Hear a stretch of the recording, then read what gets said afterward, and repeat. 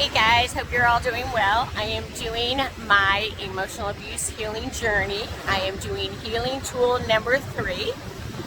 So if you haven't seen any of my other videos, please check them out, because healing tool number 1 is to pray for your abuser, which is probably going to be extremely difficult for a lot of people to grasp.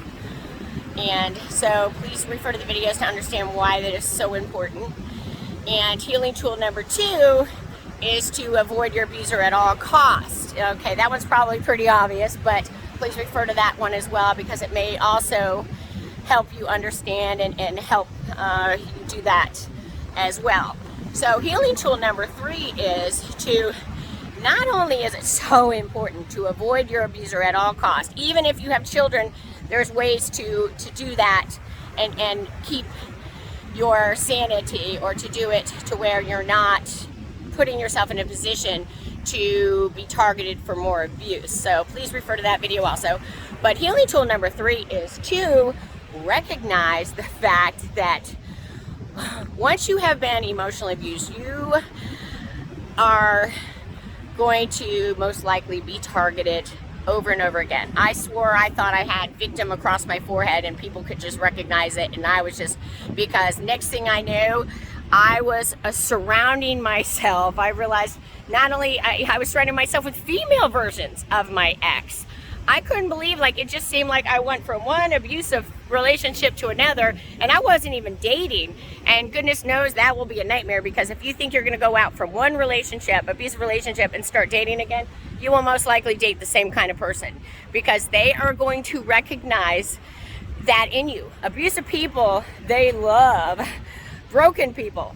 They love insecure people. They love people that are going to be easy targets and easy to control. And I still can't even believe, because I was so independent, I didn't realize that I was broken. And you need to recognize I was seasoned, and a lot of times you are seasoned, because growing up I realized that I was surrounded by toxic people. There could be their friends, toxic family members, and they will season you for abuse and you won't even realize it.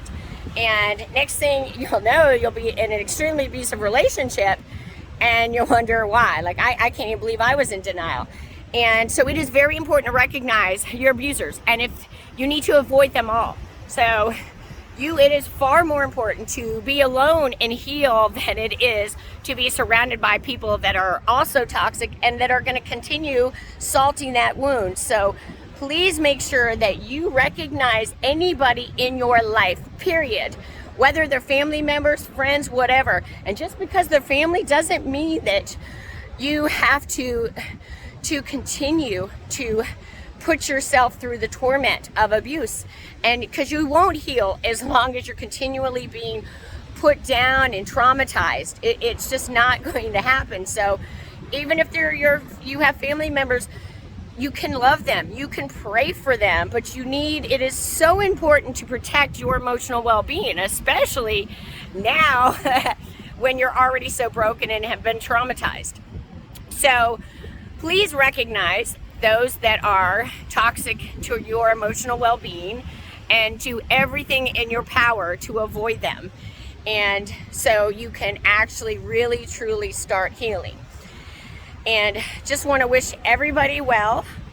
So remember, number 1, pray for your abuser. Of course, everyone, please pray for the abused. We are emotionally traumatized. And of course you want to pray for your abuser because they're emotionally damaged. And but just because you're praying for them and you might have compassion for whatever's going on or pain, whatever's causing them to do what they're doing, doesn't mean you need to surround yourself with them. So you need to avoid them at all costs, number 2. And number 3, you need to recognize any and all abusive people that are in your life, and you need to avoid them also at all costs. Alrighty, so wishing everyone all the best, and God bless.